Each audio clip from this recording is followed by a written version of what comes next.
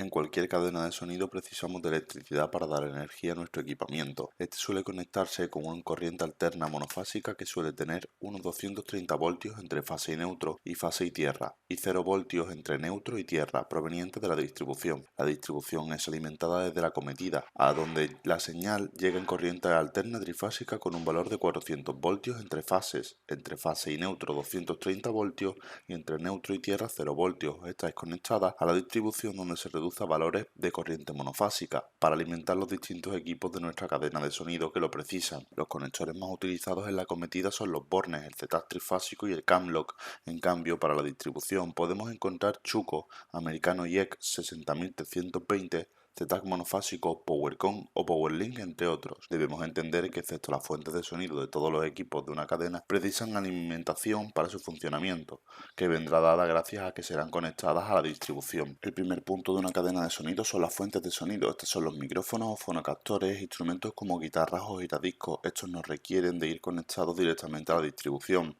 Producen señal de micrófono que tiene un valor de 0,775 milivoltios, instrumento con un valor de 0,08 voltios o línea con un valor de 1,228 voltios en RMS o 1,74 de voltios pico, según el tipo de fuente de sonido se trate. En el caso de los micrófonos poseen un transductor electroacústico, pero también pueden ser fuentes sintetizadores o reproductores, y en este caso, este tipo de equipamientos sí precisa ser conectados a la distribución para su funcionamiento.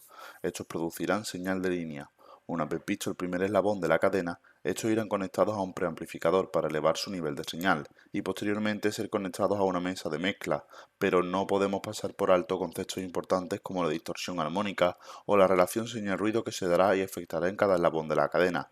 Es por ello que debemos tener en cuenta estos parámetros cuando realicemos una cadena de sonido. Del preamplificador saldrá señal de línea y esta llegará a la mesa, pero como en cualquier conexión que tengamos en nuestra cadena, debemos tener en cuenta el puente de impedancia para un buen nivel de señal y evitar señales saturadas. Este puente de impedancia se refiere a que el valor de impedancia de entrada debe ser por lo menos 10 veces superior que la impedancia de salida del equipo que conectamos. De la mesa de mezcla, la señal saldrá también siendo señal de línea a los procesadores.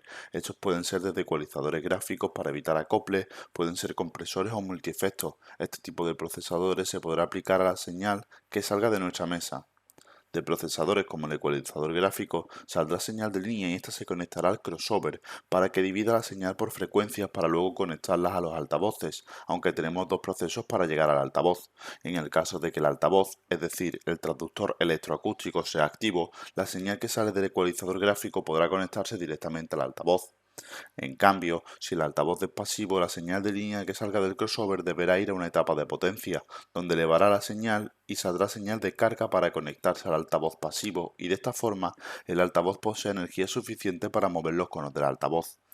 Esto sería la cadena de sonido de principio a fin, aunque nos quedan ciertos términos por explicar clave de algunos eslabones determinados, como pasan los altavoces, en la etapa de potencia y en las fuentes de sonido. Un parámetro clave que debemos cuidar en exceso de las etapas de potencia es el factor del damping factor. Se define como la relación entre la resistencia del altavoz respecto a la resistencia interna del amplificador.